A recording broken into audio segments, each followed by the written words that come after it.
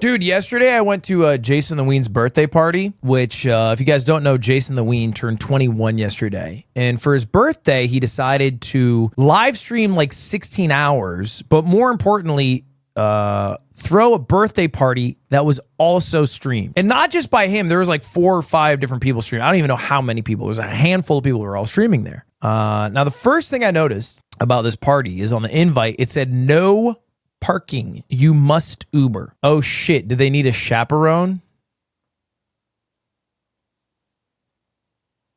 Good one. So anyway, I drove my Vespa to the party because it said no parking, you must Uber, but I figured a Vespa, you can kind of cheat all the rules. So I get there and it turns out exactly as I thought. You know, I see a good parking spot. But as I'm driving up to the spot, there's like a big ass headlight. I don't know how else to describe it. It's like a giant single beam of light on the street. And all I can see is the silhouette of a man who looks like this.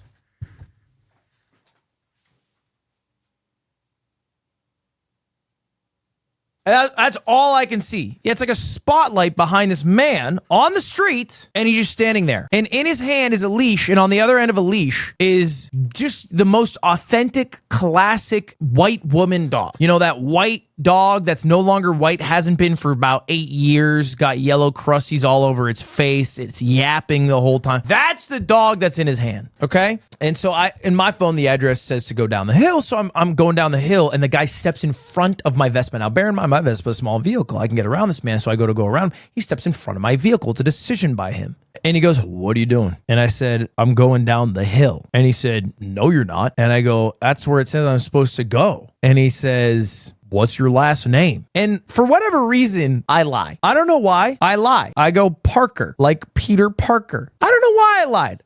I did nothing wrong. I was completely sober. I just decided to lie. So I said Parker, like Peter Parker. And that's when I realized I fucked up. Not even because I lied, but because I didn't listen to what he actually said. Because he didn't say, what is your last name? He said, what is the last name of the person's house you're going to? I didn't word it exactly like that, but I knew that's what he said because after I said Parker, he said nobody by the name of Parker lives down there. And so I went, well, that doesn't make sense, sir, because that's my last name. And I'm going there because now I was defensive about my lie. So he goes, do you live down there? And I go, well, I'm a DoorDash worker, sir. So what do you think? Because we're in a really nice neighborhood in LA. A second lie, you might have noticed. And he goes, well, show me your phone. And I show him the map app. Proudly, I go, here it is. And he looks at it for a second. And then I realize I fucked up. Not because the first lie, not because I got defensive about the first lie and did a second lie, because the address of the house I was going to wasn't even behind him or the spotlight. It was actually in front of him. And what had been happening all night is people had made the same mistake I made. We're trying to go down the hill to a non-existent house party because the house party was actually up the hill. And it was just a error on the map's end. So he was basically being the neighborhood watch, trying to stop people from going down the hill because he's annoyed at this party. Meanwhile, while all this is happening, directly next to him is a family's driveway, and it's blocked off with cones. A woman is standing in between the cones as if a car was going to navigate through that on the phone with the police. And already I'm like, I don't want to be here. This is not my scene. I am a 29-year-old trying to go to a 21-year-old's birthday party. Doesn't make any damn sense. So I sit there and I realize I actually made quite good time because I went on my Vespa and Cutie was Ubering with extra Emily. So I waited for her. I waited she was like 8 minutes behind me. So I was just waiting for her. I was sitting there. And as I'm sitting there, there's like a garage door to the party. It opens up. 30 people walk out. Okay. All scantily clad women who look either 19 or 39. It's really hard to tell because they're all just wearing the same exact fit and hella makeup. And I have no idea how old anyone is. I am wearing sweatpants and a white tank top because I had come from the stream. I just look like this, and I have a motorcycle helmet on. And as the garage opens, I'm like, oh, this is my opportunity. I'll get inside a bit early. I'll hand my gift off, and I'll leave right away. And as I go inside, there's a security guard, and he's like, where are you going? And I was like, inside. And I'm thinking, I'm not going to lie to this guy, okay? Because my last lies failed. The truth will set me free. I decided not to lie. So I'm just trying to go inside. I'm a friend of Jason's, which might not have been the right reply because his response was kind of like, yeah, sure. Everybody's a fan of Jason's. So my truth, I think, actually came off like a lie, because presumably if you heard of this party from a friend of a friend or saw it online or whatever, you'd be like, yeah, I'm going to Jason's party, Jason the Ween. But I am friends with Jason. I was trying to say happy birthday. So he's like, well, you got to wait out here. You got to wait. You got to call someone from inside and get you out. And I'm looking through my phone and I'm like, I don't know anyone in there. I know Jason, but I can't call Jason the Ween on his birthday to get me into the party. It's just too big of an ask. So I'm like, you know what? I'll just wait for my girlfriend. She'll figure it out. Ray was in there. That was actually my only other solution. I did message Ray. That's what I thought. I messaged Valkyrie. I said, hello, are you here? Apparently, she left instantly. She said, I knew you were coming, but I didn't want to wait. Sorry, let me rephrase. She said, I knew you were coming, but I didn't know how long it would be. Which basically was, I didn't want to wait. Okay, I fucking paraphrased, but that's basically what she said. So anyway, I'm just waiting for Cutie. The guy who wouldn't let me into the party goes, do you have any cigarettes? Me in a half lie, I go, nah, I quit. Which is true, I haven't smoked cigarettes in months, but I was never that on cigarettes to give myself the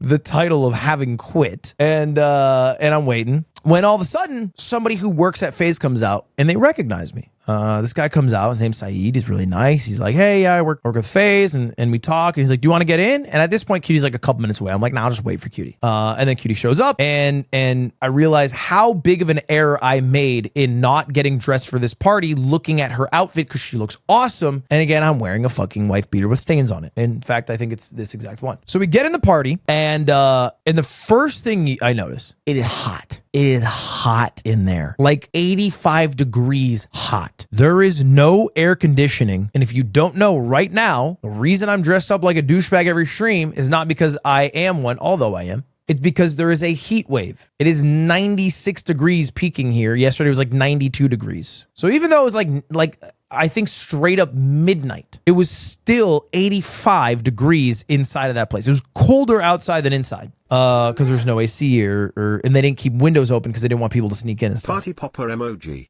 So we walk in, and the party's interesting because it's broken up into like two groups of people. The group of people who are allowed to be in the private area where Jason is streaming, and then the people who want to be in the private area where Jason's streaming, but they're not allowed in that area. And my first thought is, damn, the streaming game has changed. I'm looking around, I'm like, this shit is run by 20 to 23-year-olds who are actually just fucking riding this line that is completely blurred on what is their life and what is their content, because they're basically the same thing. And I'm looking at this party and I'm like, this is not going to make a good YouTube video. There's no title or thumbnail to be had here, but they don't give a shit about that. It's just keep the camera on, maybe do some crazy shit, maybe farm a clip. It's a different lifestyle. It's a different lifestyle out here. But you know, we're walking through, and I actually really don't recognize many people. I see Lacey. I pat him on the shirt. He didn't look up at me. I don't think he recognized me. So I go, okay, that's cool. I was going to talk about how you had been kicked from FaZe, but then not kicked from FaZe, but then now you're back in FaZe. But that's okay. I move on. I look around. I see your Rage. Say hello. Say hello to a couple other people I recognize. And then finally, I see Jason. All right, he's in this private room, which is just like a theater or something. And they let us in, I think because I'm being escorted by Cutie. And we do the whole cake thing, you know, Cutie gives the cake, light the candle, he blows out the candle. And I actually gave Jason a gift, okay? And you guys might be a little bit mad about me, or mad at me for this, but I gave Jason a gift because what I think every 21-year-old man needs, it's when you turn from a boy to a man, is a little bit of tungsten. So I gave Jason our tungsten sphere. Now, I did not give him Cubert Jr. I made a choice. I thought Cubert Jr. and Cubert are too important to the sphere, but too important to the stream. But the Spherebert, that's fine. That can go to Jason. Technically, Spherebert's worth more than Cubert Jr., but I can't really display him because he rolls everywhere. So he wasn't even on stream for like weeks anyway. You guys didn't even know. You guys didn't even fucking know. Don't even fucking pretend Spherebert was family. You haven't asked about him since I opened him. So anyway, I did that. I said hello to some other people. But for the most part, walking around that party, you know, for most streamed events, and I'm not saying this to brag, but like if I go to like a TwitchCon or something, I'll get recognized by a lot of people, specifically like other creators. No other creators really came out to me, like maybe one or two, but no other creators really came out to me. But I was getting stopped by people. But what I noticed is the only people who were stopping to say hi, big fan, were the cameramen of other creators. Like, I'm not lying. Every single cameraman came up to me. They would be filming their like streamer, like whoever they're supposed to film, and they go, yo, Ludwig, big fan, man. I love all your content. And they go back to doing their job, which, to be totally honest, I was flattered by. I'm the working man's creator. Okay, I'm the working man's. I'm not a creator for the creator. I'm the creator for the working man of the creator. That's a fine spot to be in. I don't mind that. I'm proud of that spot. Those are good people. Those are hardworking people. And we step out after a little bit. It's like, again, 85 degrees in this room. I'm parched. I'm looking for water. As I ask somebody for water, instead of water, they hand me like a fifth of alcohol. And I'm like, what do you want me to do with this? I drove a Vespa here. Okay? As is, there's a high chance I'm going to die on the way home. A sip of this and I'm guaranteeing it. Like, what are we doing here, bro? I want a fucking water. And the only water that was available was the tap water. I didn't trust it. I left. Parched as a motherfucker. And as I'm leaving, it is just like, it's a crazy scene, bro. It's not even like a frat party. I assume this is what really rich people in LA's parties look like. Because it was just a nonstop rotation of Uber Blacks. Never an Uber X. I didn't see one Uber X. It was only Uber Blacks, just like clockwork, you know, like it's the fucking rich terminal at LAX. Only Chevy Suburbans. So I hop into my little fucking Vespa. I drove my Vespa. And I click it on, and you know, all these people fucking dress up for the party, and then it's me on my Vespa going ring, ding, ding, ding, ding, ding, ding, ding, ding. And I was trying to sneak out undetected. Unfortunately for me, the only person who noticed me exit this party on my Vespa was Kason on the way out. Kason on the way out sees me, goes, drive safe. I go, fuck, thank you. As I ring, ding, ding, ding, ding, ding, out of the party.